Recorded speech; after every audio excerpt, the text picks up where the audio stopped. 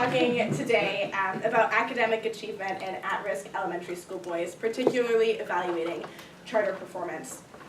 The reason I picked this is because I went to a high school that was very diverse. We were 67% free and reduced lunch, 30% black, 30% Hispanic, 40% white. But was most diverse was almost the range of outcomes at the end. So I ended up at Stanford. A few of my peers ended up out of state, but about 60% of the students didn't go on to post-secondary anything. Vocational school, two-year community college, nothing. And that's a pretty huge disparity coming out of the same high school. And so there are a couple different reasons for why that happened, but it really made me think, is there a systematic failure for certain types of kids in the school system, particularly where I grew up? And at the same time I was thinking about this, I also did Stanford in Washington and was learning a lot about different charter schools and thought it was a really interesting idea to potentially be able to design a school for a certain type of kid that is not succeeding in the public school and maybe change their educational attainment and then change their trajectories after school. And so I decided to focus on charter schools, particularly in the state of Florida. So for a little bit of background on charter schools are public schools, but they don't have to follow the same rules. They can almost come up with their own charter. So they can either do targeted admissions, which means they're looking for a certain type of child. They can do different hiring practices. They can pay teachers on a different pay scale. They can have different administrative boards. But they are tuition free for students. So it's an alternative to public schools, but it's not one that comes with a price tag. So overall, there's been growth in the charter sector from 2003-2004 until now. The amount of charter school students enrolled in the nation has doubled. So there's extreme growth, particularly in areas like Washington, D.C.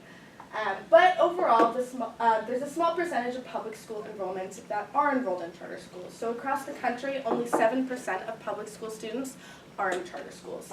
In Florida, less than 1% of total public school enrollment is in a charter school. And finally, there's extreme variability in outcomes. So whether or not charter schools are doing better or worse for these kids really matters on a few different characteristics. The first is the length open. So the longer a charter school has been open, the more likely they are to have positive results for their students. The second is whether or not they have a target population. And so actually, if there's no target population, the charter is more likely to do better. If they are targeting a population, the most two common are special education or at-risk students, which tend to be Hispanic, Black, and poor students, then they tend not to do as well, which is a pretty interesting finding. And then finally, location. Location matters. There are some schools in New York City that are doing a phenomenal job. Michigan, not so well. Arizona, pretty neutral. North Carolina, not great. Florida, everything depends on everything else. So it's really hard to say what a charter school is going to do when it's created. And that's partially the design of charter schools in general. They don't have to be like one another.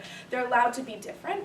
And so looking at the past literature can help give us insight into what charter schools might be doing, but you really have to look at the individual schools to figure out what the outcome is. Then I'd like to swing back to this problem in Florida that I saw in my high school. And it happens to not just be where I went to high school. There is an overall achievement gap in Florida. So this data is for fourth graders on the 2015 National Assessment of Education Performance. And so this is a nationwide test that was given to all fourth graders, and we're able to look at it to get snapshots of what Florida looks like. So when you break down proficiency in terms of race for both reading and math, you see white fourth grade students are much more proficient than Black and Hispanic students in both reading and math.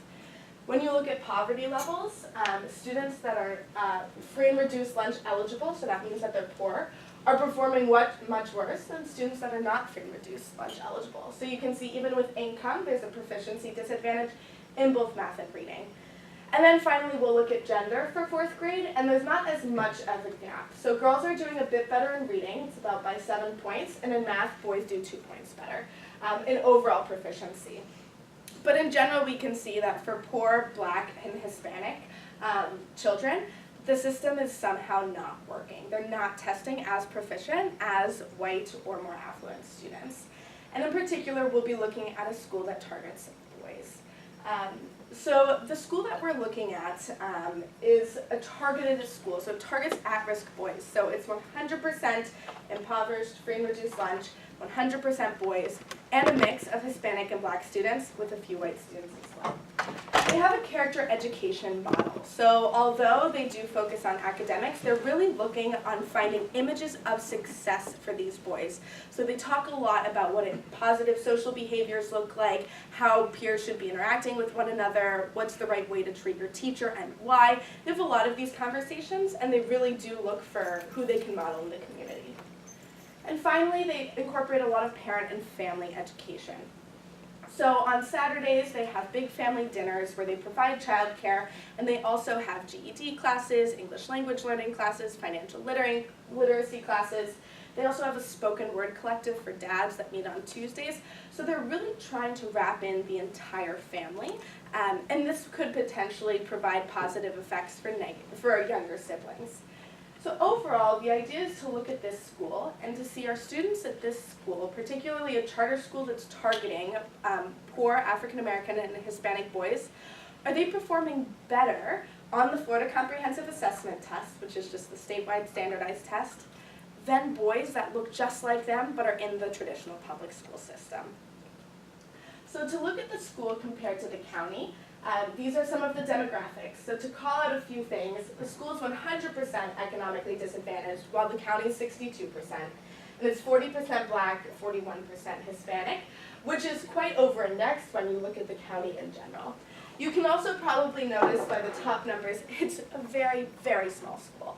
So we're looking at enrollment of under 120, when the county, for the entire school system, K through 5, has about 25, for the K through 5 system has about 25,000 students enrolled. So it's a very, very small part of what we're looking at. So what did I do with the data? So I was able to get data from the county I was studying itself, and I had 80% of 3rd through 5th graders in the public school system.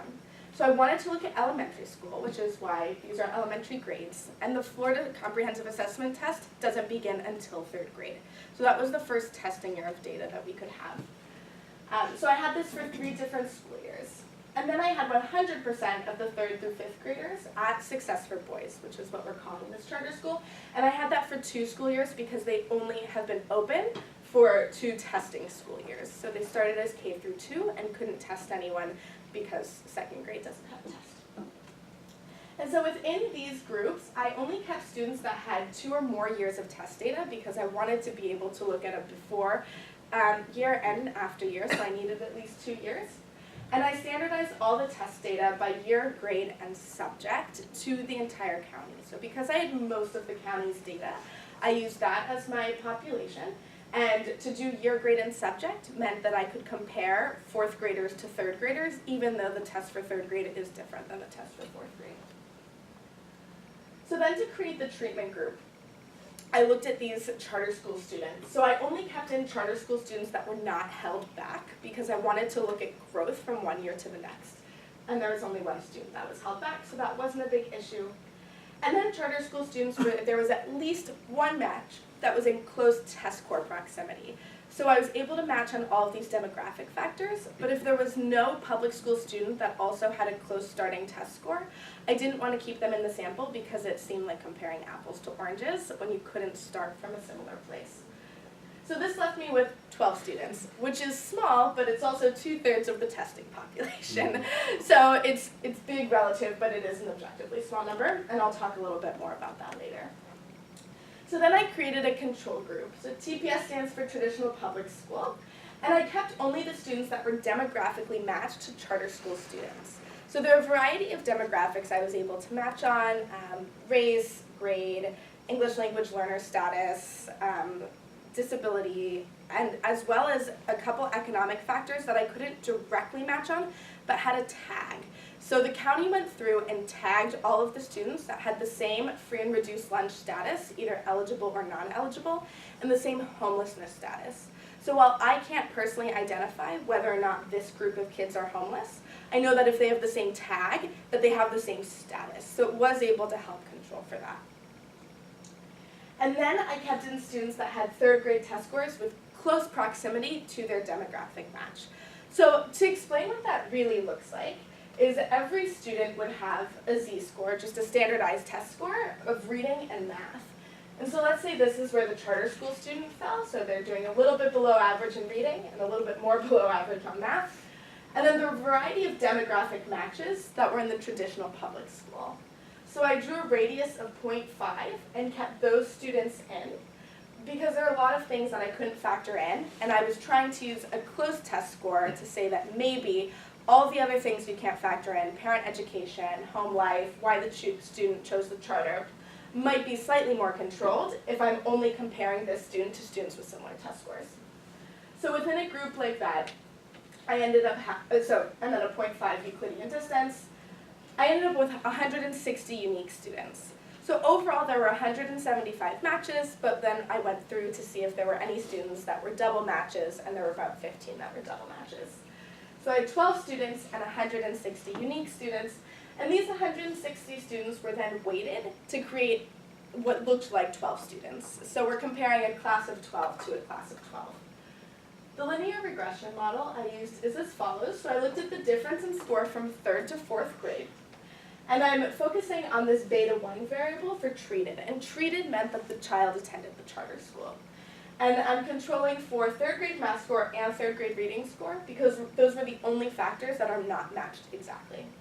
And so essentially this beta 1 is going to give me the association of attending the charter school with that difference in test score.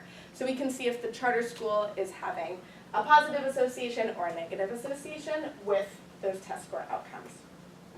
And so for the big reveal for our results, charter school is not doing so well. So if you look at year 1 and we look at 3rd grade, this is to show you that the weighted average and the treatment group are pretty similar. So it looks like they're starting from about the same spot.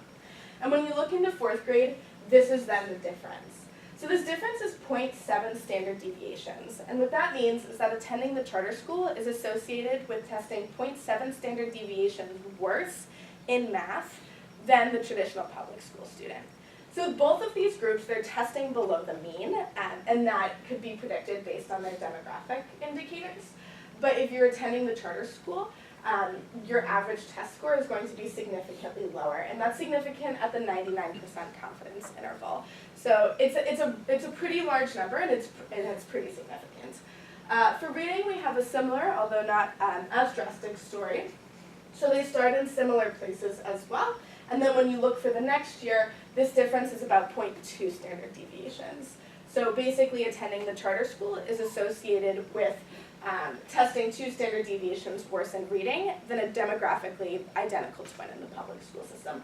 And that's a little bit less significant, but it's at the 95% confidence interval. So what are some limitations to this study? The first is that there is no causal link. So this is not a randomized control trial. There are a lot of factors that we weren't able to match on. And so this does show correlations, associations, but I can't say for sure that it's the charter that's causing the negative effect. However, it does seem to be the charter, attending the charter that is associated with this negative effect.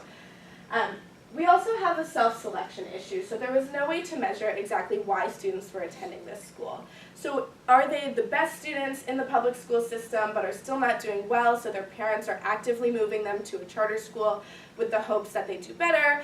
Are they recommended by their principal because they're really failing in the charter school? Were they already on a downward trajectory when they were moving over? We don't actually know that. And the data that we do have is that 32% of the students in this charter school are in child protective services, 12% are homeless. So that accounts for about 44% of the population. My guess is it's not the students that are doing the best in the public school system. That just accounts for a lot of really challenging home lives. Finally, the sample size, 12 kids. It's a lot given what was in the charter school, but it's still a small amount, which means that really an impact on any kid could make a big impact on the overall data. The matching tries to control for that, but it's only 12 students, and it can't be generalizable. And finally, minimal metrics. Really the only thing that you can test between charters and traditional public schools in Florida is the FCAT. And that's a high-stakes standardized test that only happens in certain subjects once a year, starting until 3rd grade. So it doesn't test anything about the behavioral differences, it doesn't test about classroom performance, and it really doesn't let us know what trajectory these students were on before 3rd grade, which might have been important in this study. And so as a conclusion, attending this charter school is associated with the worst performance in math by 0.72 standard deviations and in reading by 0.19 on the FCAT compared to demographically similar traditional public school students. While not the outcome we were hoping for, this does have a few implications and some exciting future research questions.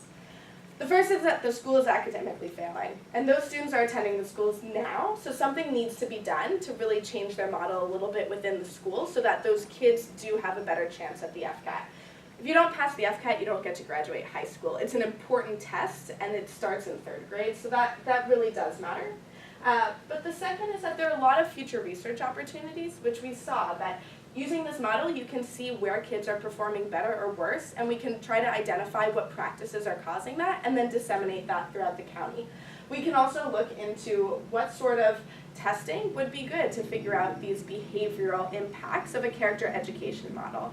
Maybe these students have much more self-confidence and have more self-efficacy that isn't being measured through the FCAT, and that's really important to know, and that's an important thing that the schools are trying to achieve. So thinking and innovating around what sort of testing we can do in order to compare charter students to traditional public school students is pretty important as well. Thank you.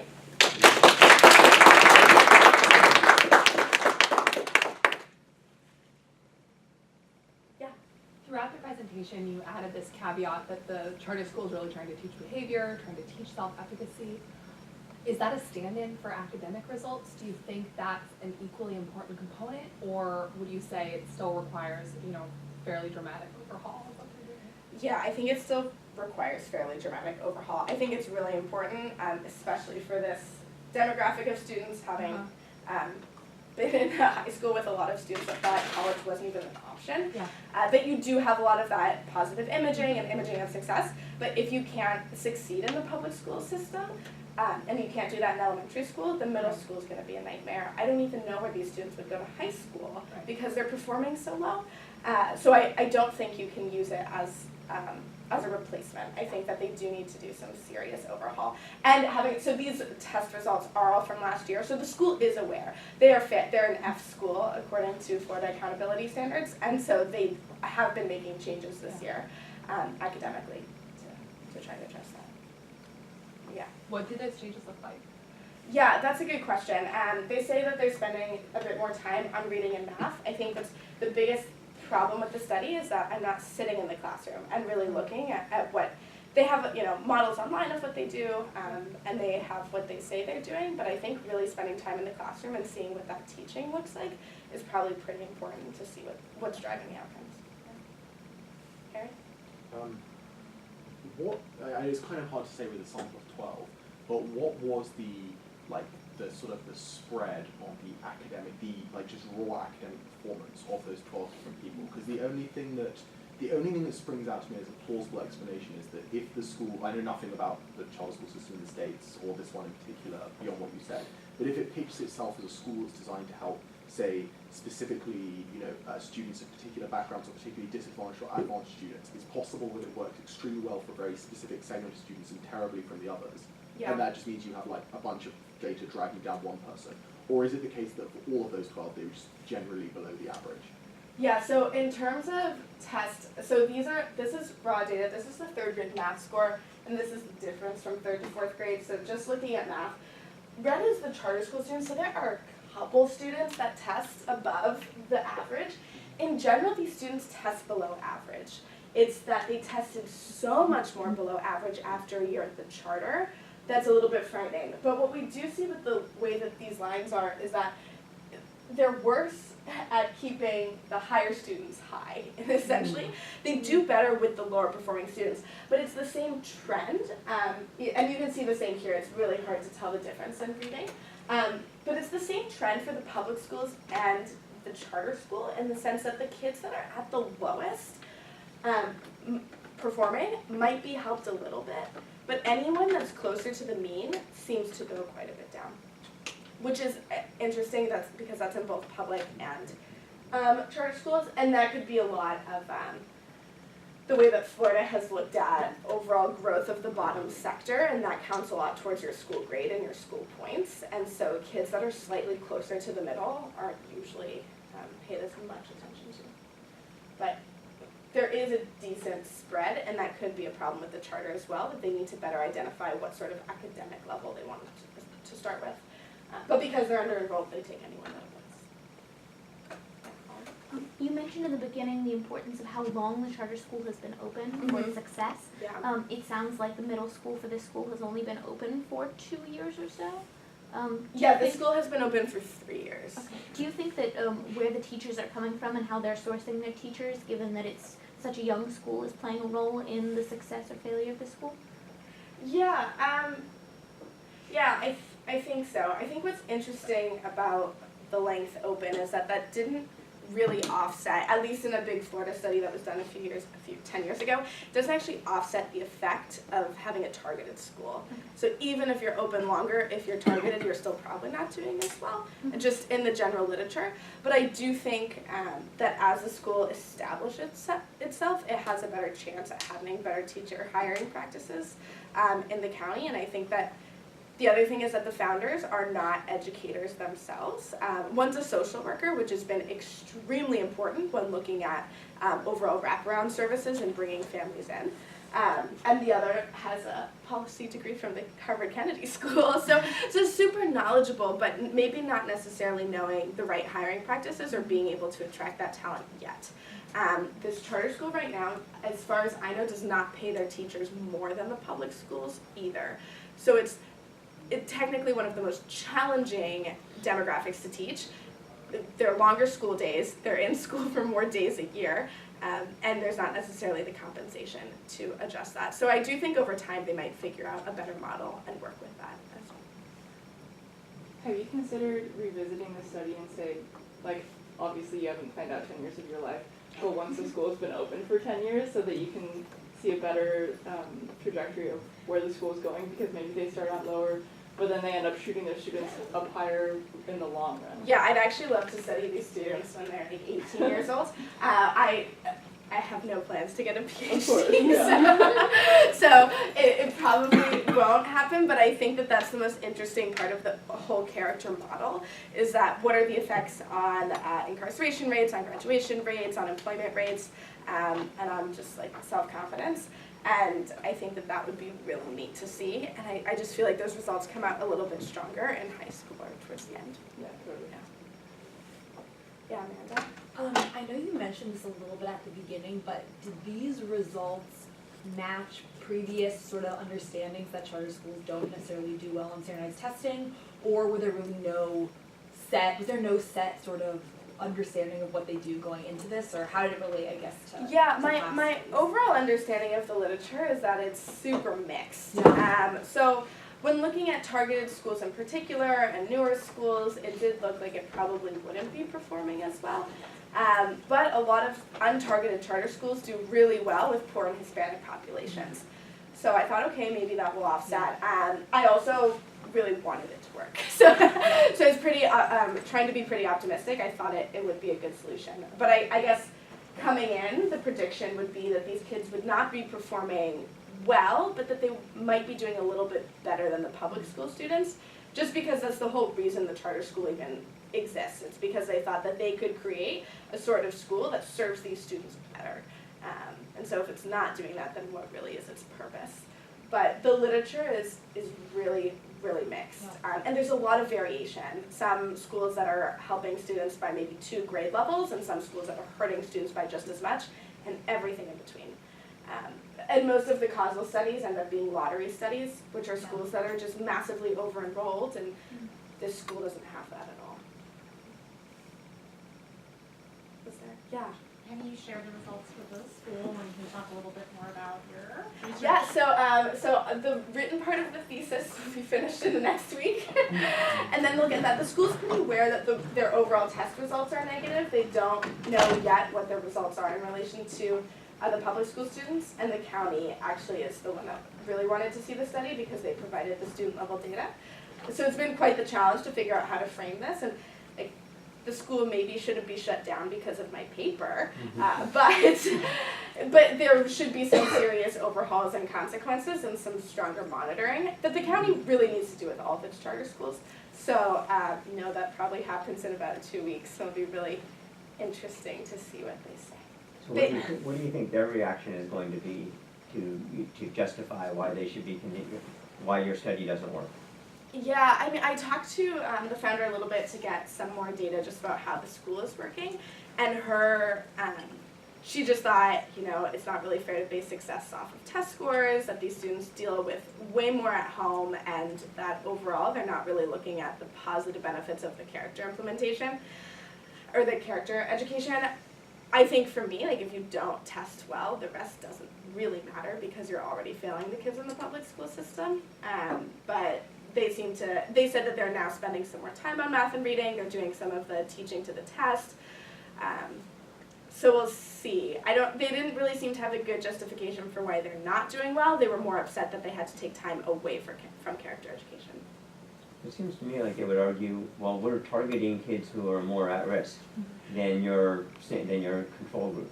Yeah. And this is the opposite of what most people say for charter schools, right? That they pick off the top kids, that you can't observe that, and the econometrician can't observe that. Presumably what you said was, look, they're close together at third grade. Mm-hmm. And are these taken at the end of the year tests? Yeah, April. Yeah, so by fourth grade, they're different after fourth grade, but they weren't very different at the end of third grade when they've been in the school for a year. Yeah. That's kind of interesting, right? Yeah, so it could be where they come in trajectory-wise. Also, there weren't enough kids, but I did run a regression controlling for school transfer, because when you start a new school, you tend to do worse. But even controlling for that, same results, same significance level. So they could argue that these students have much more going on at home. The problem with their argument is that there are demographically identical twins that exist in the school system. Maybe it didn't come up in the methodology that I used, but I'd be hard pressed to think that someone that demographically matched and matched on all the economic factors didn't have also a challenging home life if they were also homeless. That's terrible. And it may be unobserved things. Yeah. Or it could be that maybe principals or counselors are referring kids to the charter school once they become homeless or once they, go into child protective services. Something like that. And the charter school also solicits from public housing projects, from targeted poor areas, from the Boys and Girls Club. So they are trying to draw from that sort of demographic. But being familiar with the county, the charter school doesn't have all of the homeless third graders. I know that they exist in the other schools too. So I'd like to think that this methodology would pick them up. But yes, maybe. Thank you, Marcus. Thank you.